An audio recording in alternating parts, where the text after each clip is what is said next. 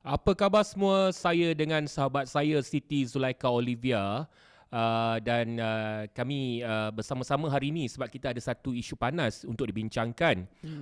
Ini kerana saya YB Viral dan juga Siti Zulaika Olivia ada terima banyak sangat email daripada followers berkenaan dengan satu isu besar iaitu menu rahmah. Betul.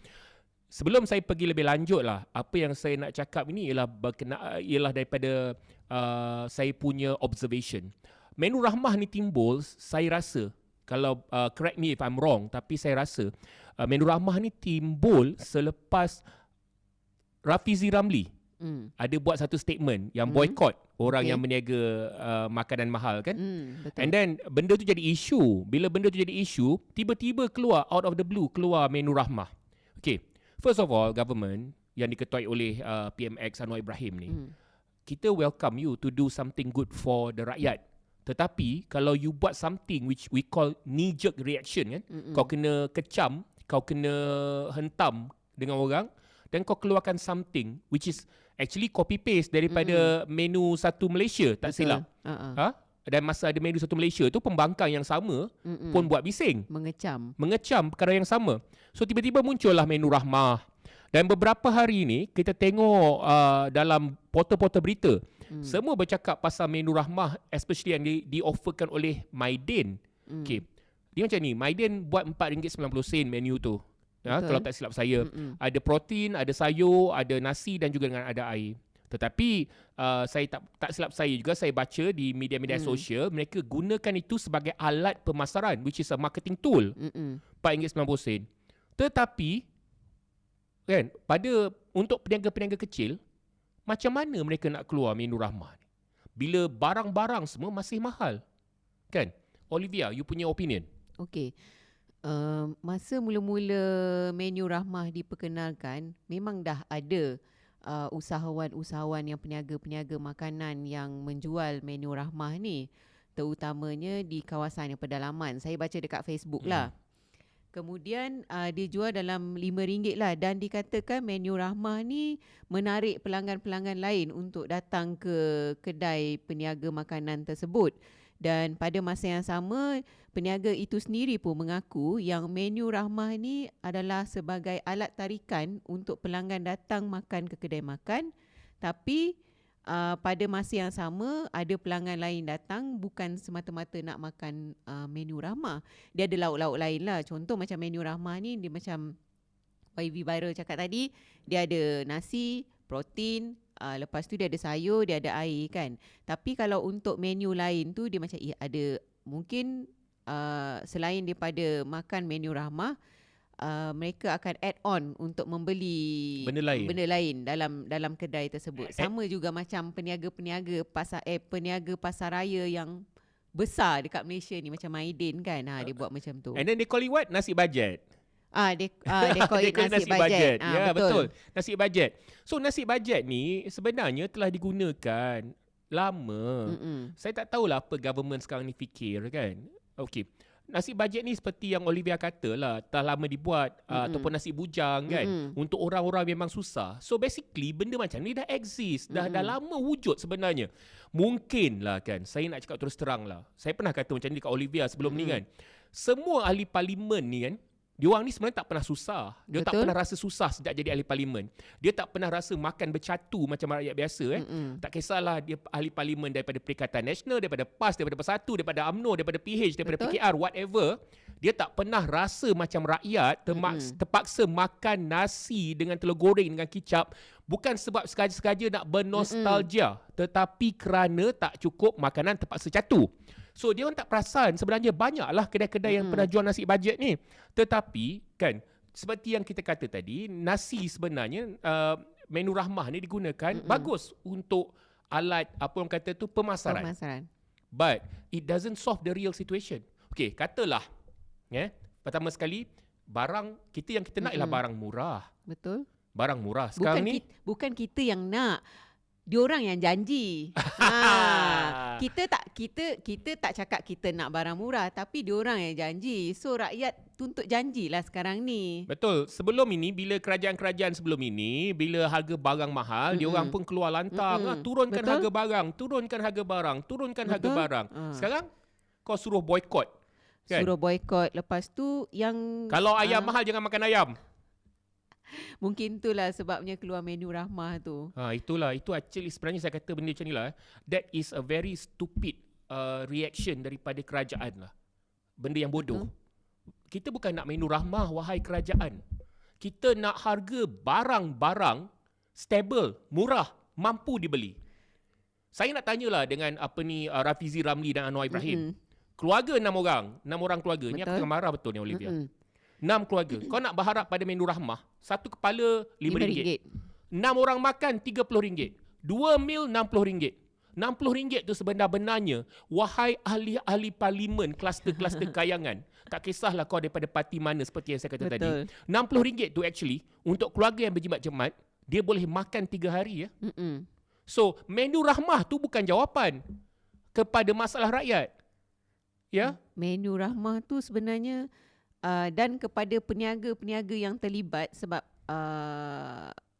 saya baca dekat social media dah diwar-warkan sebanyak 15,000 lebih kurang macam itulah peniaga-peniaga lain yang sama juga menyediakan menu rahmah ni. Cuma pada pendapat saya lah, dan persoalan yang sentiasa bermain di fikiran saya, berapa lama para peniaga ni boleh absorb kos untuk menu rahmah ni. Ada peniaga mungkin dia jual macam kalau peniaga restoran mungkin dia ada satu menu rahmah tapi dia ada menu-menu lain. Tapi untuk peniaga yang contoh dia jual nasi ayam je. Kalau dia jual nasi ayam tu RM5 nak bayar gaji pekerja, pada saya pun fikir juga macam mana dia nak dapatkan balik untuk Cover keuntungan tu untuk cover dia punya kos. Itu yang saya kurang faham tu kat sini. Itulah. Actually, bila saya tengok balik, sebenarnya pasal benda ni, nak marah dengan kerajaan ni tau. Sebenarnya nak marah because it's so stupid. You've been a government lebih daripada 2 bulan lah weh. 2 bulan ni dah lebih 2 bulan. Aku sebenarnya nak marah je daripada hari tu sebenarnya tau Olivia. Tapi aku kontrol. See, aku dah pakai aku dah. But sebenar-benarnya, sekali lagi wahai ahli-ahli parlimen, kerajaan yang bijak sana semua sekali, terutama macam Rafizi dan Anwar Ibrahim yang sentiasa semasa jadi pembangkang, boleh fikirkan cara untuk menyelesaikan masalah rakyat. Dalam kes ini, menu rahmah tidak menyelesaikan masalah rakyat. Betul. Tidak. Kita bukan nak publicity kan. Hari-hari kau keluar dekat news portal, menu rahmah sana, menu rahmah sini, menu rahmah sana. Kita dengar harga telur telah jadi stabil. 1. Harga ayam dah stable. 2. Harga ikan stable. Itu harga saya betul. Sebab itu untuk jangka masa panjang yang kita nak. Itu yang kita nak. Kan? Kita bukannya nak menu rahmah bila kita nak kena drive pergi ke Maidin nak mencari menu rahmah tu, kena cari kedai-kedai.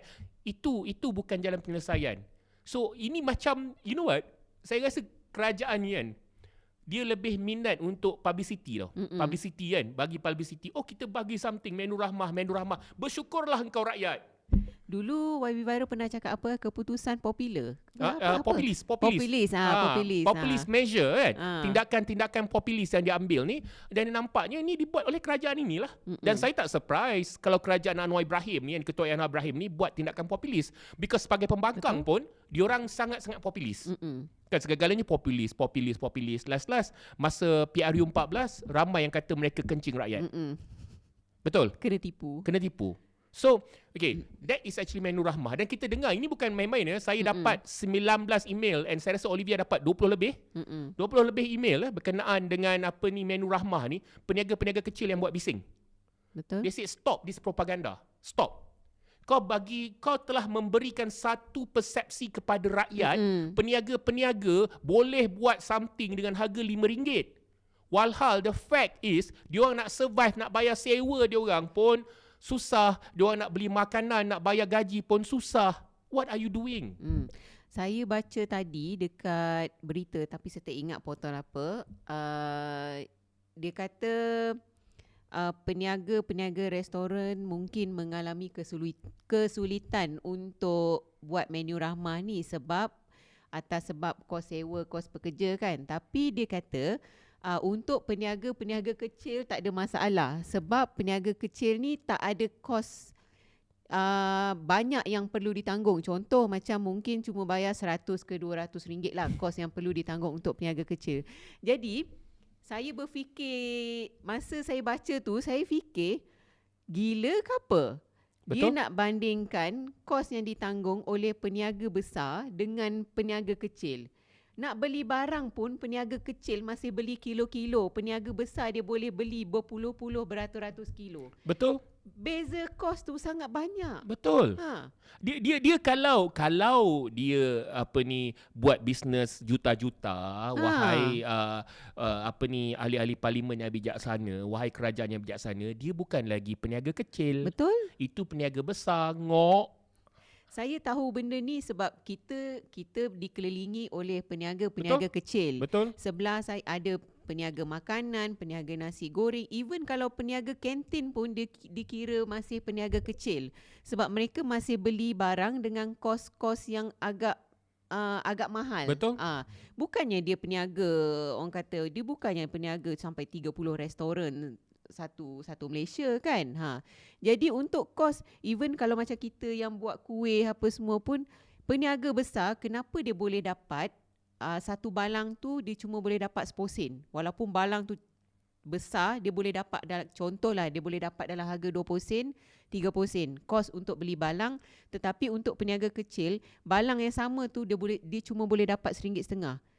Sebab apa? Sebab peniaga besar ni dia beli dalam kuantiti yang sangat banyak. Peniaga kecil dia cuma boleh beli paling banyak pun kalau nak berniaga pun satu bundle. Macam tu. Exactly. So sangat-sangat berbeza. Janganlah bandingkan. Sebab apa tahu dia tak boleh berfikir tahu Olivia, sebab dia orang tak pernah menjadi peniaga kecil. Dia orang tak tahu bagaimana keadaan peniaga kecil sekarang. Betul. Kan? Ada tak kau consult peniaga-peniaga kecil ni sebelum kau buat benda ni? Again, kerajaan yang trying to make an effort untuk menyenangkan rakyat adalah sesuatu yang kita sambut baik. Tetapi bila yang kau buat ni bukannya satu yang konkret tau. Bukan satu yang konkret. Dan ianya seolah-olah kau cuba mengaburi mata rakyat daripada isu sebenar. Isu sebenar dia barang-barang mahal. Ini tak lama lagi puasa. Lagi satu, dia buat menu rahmah ni untuk hantar signal kepada rakyat yang sebenarnya kita still boleh makan dan peniaga masih boleh jual murah. Tapi hakikatnya tidak. Tak. Kau sebenarnya mengenai ramai peniaga-peniaga kecil tau yang sebenarnya struggle. Memang ada peniaga yang kerat leher. Betul. Memang ada, tak dinafikan. Tetapi carilah peniaga-peniaga tepi jalan kan. Kalau dia tiap-tiap hari kerat leher, di kawasan dia berniaga tu memang ada regular customer, dia dah lama bungkus. Dia dah lama gulung tikar. Hakikatnya peniaga tepi jalan, inilah kami yang makan makanan daripada kedai tepi jalan ni, kami tahu kebanyakan mereka memang cuba menurunkan kos. Betul. Memang cuba keep the cost low dan mereka tidak menjual barang tu mahal, tidak menjual mahal. Kan? Sedangkan kita sebenarnya kan, tapi kita boleh tengok kan. Olivia sendiri ada bakery, perusahaan bakery, dan tak lama lagi dah bulan puasa, orang akan beli kuih. Dan kita pun dah tahu, dia pun mengadu dengan saya tiap kali jumpa, kau tahu tak harga butter sekarang mahal? Kau tahu tak harga butter sekarang mahal? Kita struggle sampai kena tukar packaging apa semua untuk minimize kos yang kita terpaksa tanggung tu. Sebab kita nak jual untuk harga yang sepatutnya. Aku kan, sebenarnya aku dah kumpul. Saya telah tengok. Saya sebenarnya tak boleh berpura-pura lagi dah. Saya dah hold lebih daripada 2 bulan tau. Rasa geram je dekat kerajaan yang ada ni tau. Geram saja. Sebab you know what? Dia macam ni. Kita baru keluar daripada pandemik. Betul Dan lepas tu kita semua expecting ekonomi dunia akan gawat tahun ini. Okay? Tapi kita ada banyak masalah yang tidak diselesaikan. Kan? Masalah bekalan makanan ni lah, harga-harga yang mahal ni lah adalah salah satu masalah yang besar kan. Dan dah lebih 60 hari Dah dekat 100 hari. korang memerintah. Tapi penyokong dia kata tak apa, baru 2 bulan. Baru 2 bulan bagi ruang palhota dia lah kan. Aku geram betul. Dia macam ni lah kan. Kau dah 2 bulan dan kau tak lagi plan tindakan. We are all clueless lah. Apa hala tuju negara ni? Apa hala tuju negara ni? Kan? Dan kepada penyokong-penyokong Pakatan Harapan yang sebelum PRU 15 kau jilat aku dekat aku punya channel. Sebab masa tu diorang kan sokong apa kita cakap sebab kita bercakap against the government kan. Kau sibuk kata kita kena bagi ruang. Ni dah 60 hari ni. Dah lebih 60 hari ni. Kita dah bagi ruang masa yang dah ada ni kan. Kita tak expect kau beranak hari ni, tapi kau mesti dah ada perancangan bila kau buat, bila kau berkeluarga kan. So this is really nonsense lah. This is really nonsense lah. Baik pada Anwar Ibrahim, this is really nonsense. Rafizi, this is really nonsense. Mat Sabu, this is really nonsense. Seorang lagi siapa? Salahuddin Salahuddin Ayub. Salahuddin Ayub. This is really nonsense. This is really nonsense. So please lah stop benda-benda macam ni. Bagi something yang kita nak tengok betul. Harga barang, kawalan harga barang tu murah, tak membebankan rakyat. Tapi pada pendapat saya, Rafizi tu memang sangat-sangat banyak perubahan lah. Kenapa? Dia jadi kurang bijak? Dia jadi kurang bijak. Baik jadi pembangkang je. Mungkin dia ada disease sometimes saya tengok kan. Ini berlaku lah, sekarang ni berlaku kan. Dulu yang jadi pembangkang, tiba-tiba jadi kerajaan dia jadi kurang bijak. Yang hari tu jadi kerajaan dia tak bijak, jadi pembangkang dia bijak. Kan? Itu yang berlaku masalah. Kita punya politician ni mostly are useless. Betul. Kan? So this is the thing lah. So please lah, kita nak lebih daripada Nur Rahmah. Okay? Kalau nak buat effort tu, make a good effort. Jangan effort yang menyebabkan lagi banyak problem. Betul. Kan? Yang tak address the real root cause of the problem. Salah cara penyampaian mesej. Nanti rakyat pun akan terima mesej yang salah. Betul. Betul. Okay. Itu pasal Nur Rahmah. Dan pasal kita punya disappointment pada kerajaan yang ada sekarang ni kan. Aku peduli apa kalau orang nak kutuk kan. But kita bersuara untuk rakyat. Kan? Bukan bersuara untuk Hadi ke Abah ke apa.